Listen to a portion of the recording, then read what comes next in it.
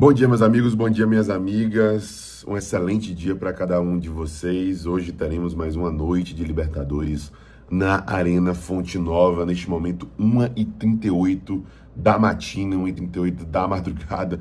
E eu tô fazendo esse vídeo aqui para vocês porque só agora consegui acalmar um pouco os ânimos, separar aqui as pautas, os assuntos, as temáticas, as informações necessárias para poder trazer para vocês aquilo que eu julgo como pertinente para começar um dia tão especial como esse dia de reestreia do Bahia numa fase de grupos de Libertadores da América após 36 anos, né? Vai lembrar que o Bahia estreou na fase de grupos da Libertadores da América de 1989 contra o Internacional e fechou o seu ciclo naquela Libertadores também contra o Internacional já nas quartas de final. E agora é muito simbólico isso, né? Começa a sua trajetória na fase de grupos também contra o Internacional.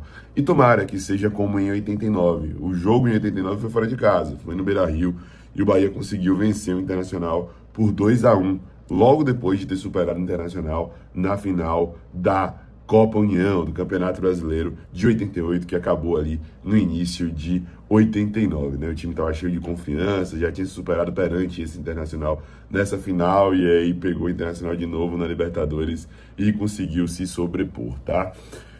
Tomara que seja assim, mas evidentemente que isso não entra em campo. Eu sou bem cético para essas coisas e eu acho que o que existe hoje, o que tem sido construído em relação a nível de jogo hoje, é o que realmente pesa para o desenvolvimento da partida e, posteriormente, para a construção do resultado. Mas, enfim, vamos começar daquele jeito, né? Fala, nação tricolor ligada no Sou Mais Bahia, tudo beleza? Barbassi na área, tô aqui para começar mais um vídeo. Dessa vez, mais um plantão tricolor com as últimas informações do Esquadrão de Aço para você, torcedor do Bahia, ficar muitíssimo bem informado. Por favor, deixe seu like. Eu pedi no começo, peço de novo agora, ao longo do vídeo eu devo pedir mais uma vez, mas é porque isso ajuda muito, velho. Ajuda muito mesmo a impulsionar o nosso conteúdo, a alcançar os torcedores tricolores, até a furar a bolha e fazer o que a gente tinha com os torcedores de outros times, como por exemplo do Internacional, para poder a gente enriquecer o nosso debate aqui, para a gente poder trazer perspectivas, visões diferentes. Eu julgo isso como muito relevante, como muito importante. Então clica muito no gostei, tá? Bom, gente, ontem tivemos jogos importantes aí de Libertadores da América. O time da Universidade do Chile superou o Botafogo, né? Eu acho que esse placar chamou bastante atenção, porque no final de semana vimos o Botafogo e Palmeiras com um bom desempenho da equipe comandada por Renato Paiva, e aí a gente já viu muitos falando sobre o fato de que joga como sempre, joga como nunca e perde como sempre, né? Que foi uma tônica de Renato Paiva no Bahia. Conseguia ter até boa performance em nível de produção ofensiva, mas era muito frágil o time e perdia mais do que ganhava e nenhum trabalho se sustenta dessa forma, né? O Botafogo, em 16 partidas no ano, perdeu 10 e agora com o Renato Paiva perde aí a sua primeira partida. Tinha vencido o amistoso, depois acabou empatando contra o Palmeiras e agora foi derrotada pela equipe da Universidade do Chile. Claramente um sinal, e eu acho que vale chamar atenção para isso, de como a Libertadores é complicada. E aí eu vou citar também a Sul-Americana. Eu estava ontem com o meu querido Neto, lá na Bona Pizza, mandar um abraço para Bruno, que inaugurou um espaço novo ali no Caminho das Árvores, que está sensacional, está muito bacana. A gente estava conversando sobre isso, né? E eu falei para Neto algo que guardei e acho relevante trazer em vídeo aqui para vocês, né? O time ruim do Brasil é diferente do time ruim da Libertadores, da Sul-Americana, diferente do time ruim da América Latina fora do Brasil. Vitória da Bahia quase perde para a Universidade Católica do Equador, um time que eu juro para vocês, eu não sabia que existia. Eu conheço a Universidade Católica do Chile, em novembro eu estive no Chile, tive a oportunidade de acompanhar de perto ali o clima na cidade, a disputa principalmente entre a Universidade Católica, Colo-Colo e Laú, né, a Universidade do Chile. Comprei camisa da Universidade do Chile, fui para o Rúlio Martínez ali na última rodada, né? Enfim, conheço a Universidade Católica, né? Inclusive Mena, que jogou no Bahia, estava atuando por lá. Mas eu não conhecia, não sabia que tinha uma outra Universidade Católica. E esse time desconhecido botou 1-0 no Vitória. Teve um jogador expulso no segundo tempo, levou um empate através de um pênalti lá, que por sorte a bola bateu no braço do cara, mas enfim, foi pênalti. E o Vitória não conseguiu virar o jogo, mesmo a Universidade Católica com um nível bem reduzido, tendo um jogador a menos, né? E por que isso? Os caras de fora, eu tenho essa sensação, tá? Pode ser completamente enganosa. Tem muito mais disciplina. A gente viu o Boston River contra o Bahia, né? Inclusive Carpini falou do Náutico, Boston River, não sei o que e tal. E aí pegou um time muito pior que o Boston River. O Boston River foi o terceiro do Campeonato Uruguaio. Foi para a Libertadores e acabou não conseguindo se classificar para a fase de grupos. E aí caiu na Sul-Americana. né? E agora viu o Vitória sucumbir perante um time bem mais fraco que o Boston River, tá? Enfim, entrei nessa viagem aí dos caras, não sei nem porquê.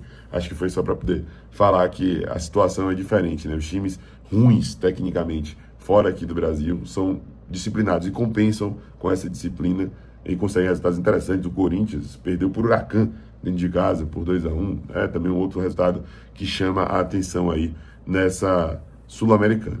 Mas sobre Libertadores, vamos ao que interessa. O grupo do Bahia, o grupo F, o tão temido, para muitos o grupo da morte, para mim o grupo mais equilibrado, o grupo mais disputado, mais interessante, né? Que tem equipes tradicionais, campeãs de Libertadores inclusive, e tem equipes fortes, qualificadas. Hoje o Internacional joga um excelente futebol, o Bahia joga um futebol muito bom também, ainda tem coisa para poder evoluir, mas não fica tão atrás assim do Inter, na minha humilde opinião. E o Atlético Nacional, meu querido Bruno Garcia já tinha falado, antes mesmo de sair ali do grupo do Bahia no sorteio, que está jogando um excelente futebol e mostrou isso mais uma vez ontem, né? O Atlético Nacional meteu 3-0 no Nacional do Uruguai. 3-0. O jogo foi dentro de casa, o jogo foi em Medellín, tem todo o cenário ali a favor e tudo mais. Mas o Atlético Nacional é um bom time, é um time qualificado, é um time de um bom nível de jogo e conseguiu vencer com autoridade nacional, né? Dificilmente Bahia ou Internacional terão um placar muito dilatado na noite de hoje. Essa é a minha perspectiva, pelo menos, né? Se o Bahia ganhar, não vai ser, pra mim, eu acredito, tomara que eu esteja errado, de 3 ou mais. Se o Inter ganhar, eu acredito que não vai ser de 3 ou mais. Então, a liderança do grupo nessa primeira rodada, na minha opinião, já está definida, já está determinada, do Atlético Nacional de Medellín, que deu 3-0 no Nacional do Uruguai, né?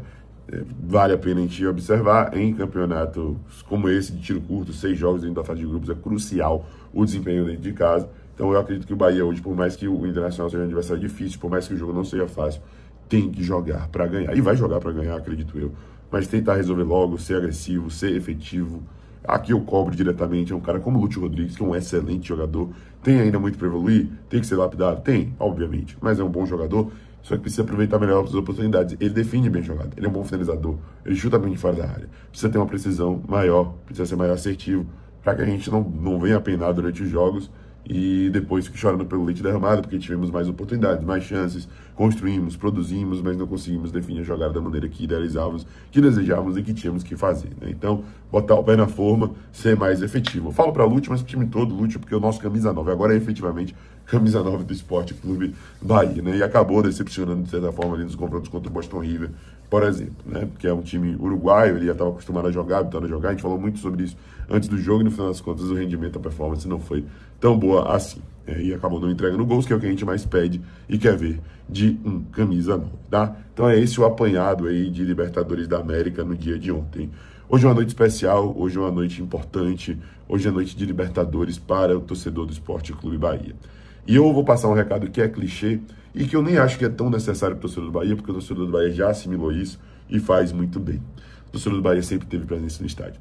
O torcedor do Bahia sempre foi fiel. O torcedor do Bahia sempre se entregou de corpo e alma para poder não deixar o clube morrer nos períodos de sofrimento e nos períodos de alegria, impulsionou o Bahia para que a gente alcançasse os nossos objetivos. O torcedor do Bahia se sacrificou sempre ao longo da história para estar ao lado do clube, fazer com que o clube consiga sentir da arquibancada uma energia capaz de reverberar em campo e tornar impulsionamento para poder ter mais intensidade, para poder ter um nível de jogo mais elevado e para poder alcançar o objetivo dentro daquele cenário, dentro daquela partida.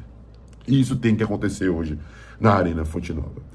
É importantíssimo o fator casa em uma fase de grupos de Libertadores da América. O Bahia tem que vencer os seus 3 jogos dentro de casa, contra o Inter, contra o Nacional, contra o Atlético Nacional, e tentar fazer o que for necessário fora para poder conquistar pontos importantes. Na minha humilde opinião, o Nacional do Uruguai é a equipe menos forte, né? Porque todos são fortes, mas é a equipe menos forte. E é a que eu enxergo, dentre todas as outras, o Atlético Nacional e o Internacional, que o Bahia tem mais capacidade de conseguir uns 3 pontos fora de casa, por mais que o Gran Parque Central seja absurdo e seja a cara da Libertadores e tem um cenário ali complicado e indigesto para o visitante. Analisando tecnicamente, o Nacional é o time que o Bahia tem mais capacidade de conseguir 3 pontos fora de casa, por mais que não seja fácil. Reitero e vou continuar reiterando para poder deixar muito claro, tá?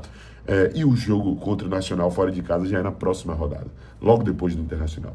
Então imagine, conseguir um resultado positivo, ganhar uma moral absurda dentro de casa contra uma equipe tão forte, qualificada contra o Internacional, e depois já partir para um jogo que é acessível em relação aos outros dois, do Atlético Nacional fora de casa e Internacional fora de casa, que é esse contra o Nacional no Gran Parque Central, lá em Montevidéu, lá no Uruguai, e conseguir, quem sabe, mais 3 pontos, né? Seria o mundo ideal para o torcedor do Sport Clube Bahia, seria sensacional para o torcedor do Sport Clube Bahia, seria crucial para a nossa classificação para a fase de mata-mata da Libertadores da América, que é o que a gente almeja. Então vamos fazer da Arena Fonte Nova um território de afago, de apoio, de incentivo ao nosso time e um território de terror, de pânico para o adversário. Eu falo dentro de campo, né? O adversário pegando na bola, vaia, aquele clima realmente complicado para desenvolver jogo, e o Bahia pegando na bola e aquele incentivo que entra em campo e faz com que a gente tenha volume de jogo, agressividade e tente definir a partida de todas as formas necessárias, de todas as formas possíveis, tá? Inclusive, vale destacar, até anotei aqui, né, para quem falava que para Libertadores não é Libertadores, bobagem absurda. O Bahia já tem 4 pendurados, cara, para essa partida, porque os pendurados vieram ali dos 4 jogos iniciais de segunda e terceira fase de Libertadores, que estavam chamando de pré-Libertadores, né? Ademir, Gilberto, Canu e Caio Alexandre. Ademir, Canu e Caio Alexandre, não vou dizer cadeira cativa, mas eles são titulares da equipe. Gilberto, existe uma dúvida por conta daquele balanço que Ceni costuma fazer ali entre os laterais. Às vezes usa os dois, às vezes usa só Juba, às vezes usa só Gilberto. Então não dá para saber. Mas o fato é que esses 4 estão pendurados. É um ponto de preocupação, porque você já ir para uma segunda rodada tendo que ficar desfalcado, sendo que o Bahia tem um cuidado enorme em relação às questões físicas.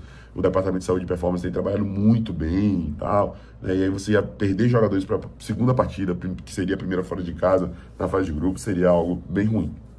Então é um ponto a mais para poder se preocupar nesse jogo. Mas temos condições, o jogo não é fácil, o jogo é difícil, mas temos condições, e para poder a gente conquistar, a gente tem que acreditar. Então vamos correr atrás e fazer a nossa parte. Estaremos cedinho na Fonte Nova, 15 horas começa a nossa transmissão no nosso canal do YouTube, ao vivo, a cores, lá do BahiaCast. Eu conto com a sua audiência. Galera, deixa aquele likezão, se inscreve, ativa o sininho, compartilha, fala nos comentários do seu palpite. Forte abraço, até a próxima. Eu sou mais Bahia, eu sou mais Nordeste. E você?